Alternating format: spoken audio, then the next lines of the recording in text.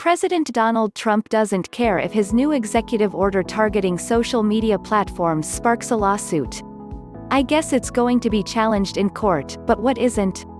Trump told reporters Thursday shortly before signing the order in the Oval Office. We're fed up with it. But tech experts predict the order could have a chilling effect on the future of social media, not just in the United States, but globally. The world is watching. How we tackle this complex issue matters, Adrian Shahbazz, a researcher with FreedomHouse, a nonprofit think tank focused on democracy, political freedom and human rights, told Newsweek. We need to make sure we are using all components of our democracy to ensure that whatever policy we make goes through the appropriate process of deliberation and review and reaching out to affected stakeholders.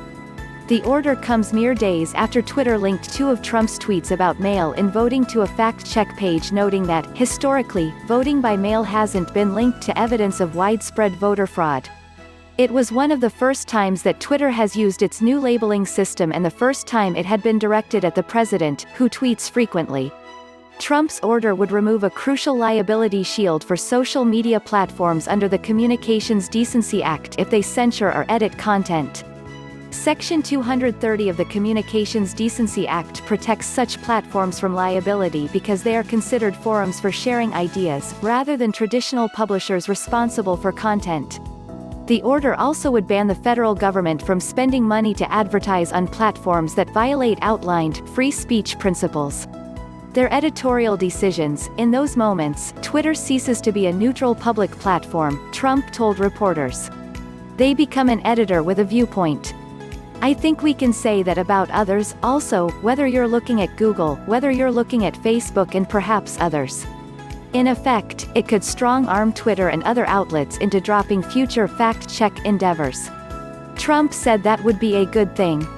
Social media companies that engage in censoring or any political conduct will not be able to keep their liability shield. That's a big deal, Trump said.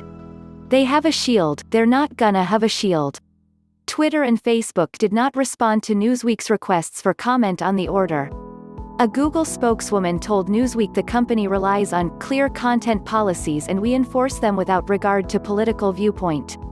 Our platforms have empowered a wide range of people and organizations from across the political spectrum, giving them a voice and new ways to reach their audiences.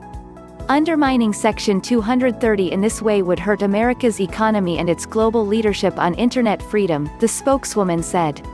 Carl Szabo, vice president and general counsel for Net Choice, a tech lobby arm whose members include Twitter, Google and Facebook, called the executive order a dangerous precedent. Whether you are a liberal or conservative, you should worry about an administration proposing rules for what can and cannot be allowed on social media platforms, Szabo told Newsweek. This is creating a playbook for another administration or foreign government to try to control what type of content they think should be allowed on social media platforms and what types of content they think should be removed. Attorney General Bill Barr said he will also work on legislation for Congress or individual states to consider to rein in social media companies. The states have broad and powerful authority to regulate in this arena and they'll be doing it also. We encourage them to do it if they see exactly as we've been seeing, Barr told reporters. Twitter CEO Jack Dorsey defended the site's decision to fact-check Trump's two tweets on Tuesday. We'll continue to point out incorrect or disputed information about elections globally. And we will admit to and own any mistakes we make, he wrote on Twitter Wednesday evening. This does not make us an arbiter of truth. Our intention is to connect the dots of conflicting statements and show the information in dispute so people can judge for themselves. Szabo, the counsel for the tech titans, told Newsweek that Twitter added a label to Trump's tweets rather than deleting them or any others that have been reported from Trump's prolific feed. It's important to recognize that, especially for conservatives who are championing this effort, social media has been one of the best tools for conservative voices and conservative values, he said. It's enabled them to reach middle America in ways they could never have before. Trump, who typically tweets multiple times a day, often previewing actions he will take or airing private grievances with people and media outlets, told reporters that he would delete his account in a heartbeat but doesn't think he would get fair media coverage without the direct mode of communication. Shahbazz, the nonprofit researcher, said Twitter was following what experts consider the least harmful playbook by linking Trump's tweet to background information. Twitter was flagging President Trump's tweet and providing more information, he said. Providing context is not censorship. He said the protections in Section 230 have been a model worldwide as the Internet has grown.